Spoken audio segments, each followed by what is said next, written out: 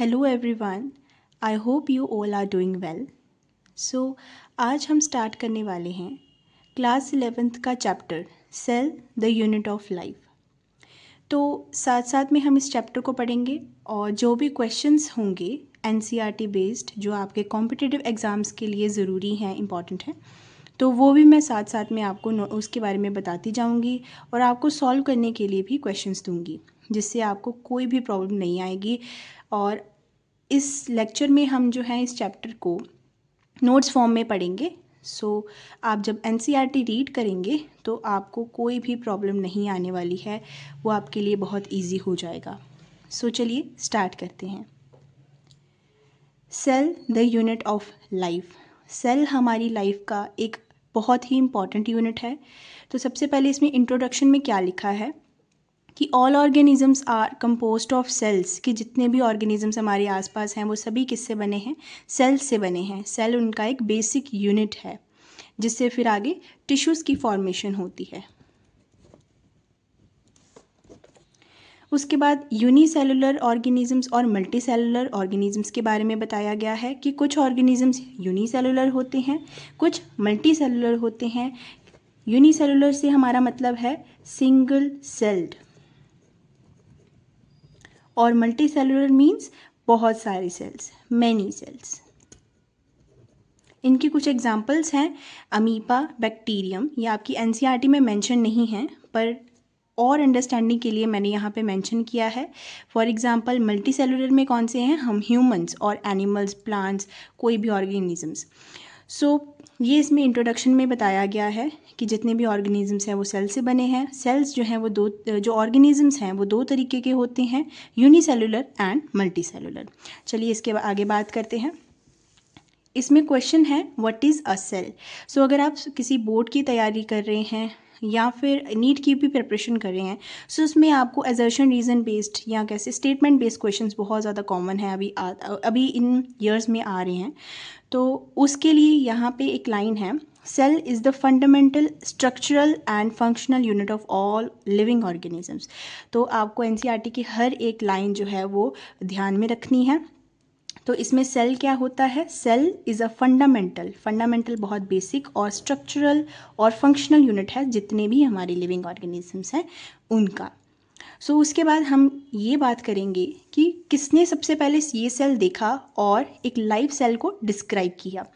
सो वो कौन था? एंटन वन ल्यूवेनहॉक। ठीक है, ये नाम आपको याद रखना है।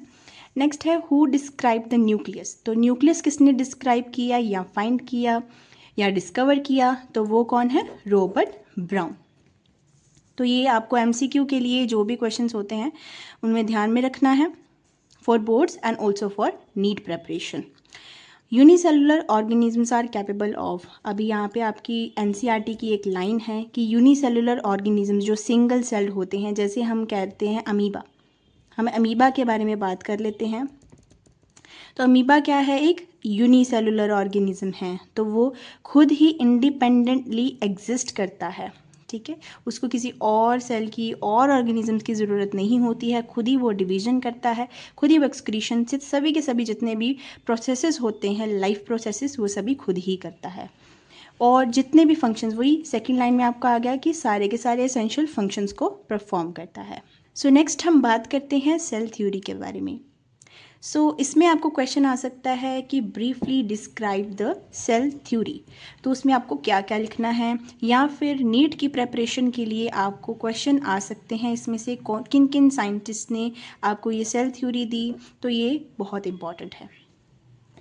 सबसे पहले साइंटिस्ट थे जर्मन बॉटनिस्ट मैथियस श्लेडन। तो 1838 में इन्होंने बहुत सारे नंबर ऑफ प्लांट्स के ऊपर स्टडी किया, उनको एग्जामिन किया। तो उनकी क्या ऑब्जर्वेशन रही वो भी आपको बताती हूँ।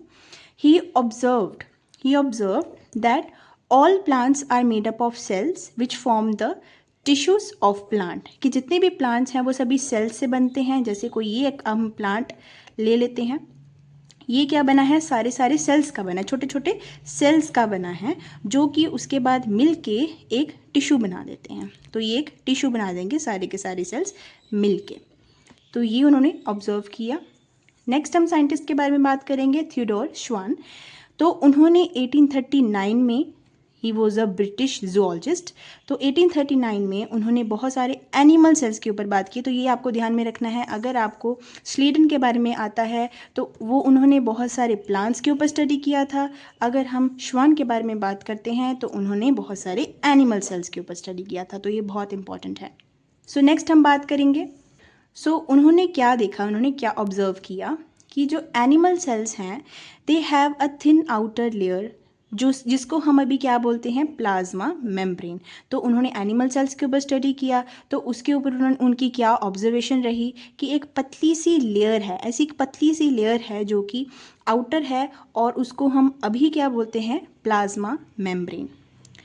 बेस्ड ऑन स्टडीज, उनके स्टडीज़ के ऊपर बेस्ड ही ऑल्सो ऑब्जर्व कि सेल वॉल क्या है, एक यूनिक फीचर है प्लांट सेल्स का, कि प्लांट सेल्स में ही सिर्फ सेल वॉल जो है वो मिलेगी आपको, सेल वॉल सिर्फ आपको प्लांट्स में ही मिलेगी। तो ये एक बहुत इंपॉर्टेंट उनका यूनिक फीचर है जो कि श्वान ने ऑब्जर्व किया। नेक्स्ट हम रीड करेंगे कि श्वान ने क्या कंक्लूजन की, जो उन्होंने एनिमल सेल्स के ऊपर उन्होंने ऑब्जर्वेशन उनकी हुई, तो क्या उनकी कंक्लूजन रही। तो उनकी क्या कंक्लूजन थी कि the bodies of animals and plants are made up of cells and their products. तो यही आपकी सेल थ्योरी है जो इन्होंने दी। तो कि जो एनिमल्स की बॉडीज़ और जो प्लांट्स की बॉडीज़ हैं वो सारी के सारी सेल से बनी हैं, या फिर उनका कुछ प्रोडक्ट्स हो सकते हैं।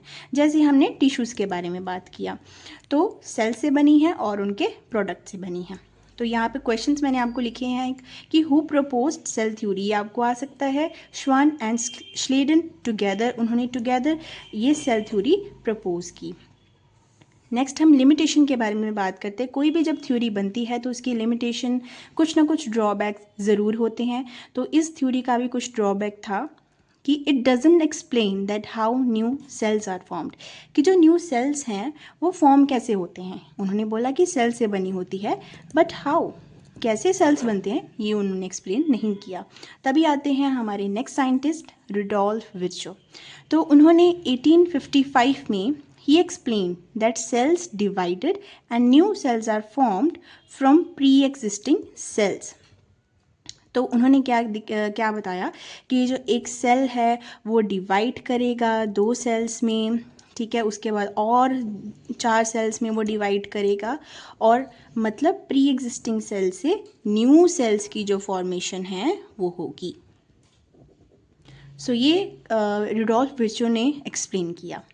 तो इसको हम क्या बोलते हैं, इस चीज़ को कि प्री एग्जिस्टिंग सेल से न्यू सेल्स की फॉर्मेशन होनी, तो उसको हम बोलते हैं ओमनिस सेलुला ई सेलुला। सो ये भी बहुत इंपॉर्टेंट है, नीट बेस्ड क्वेश्चन है।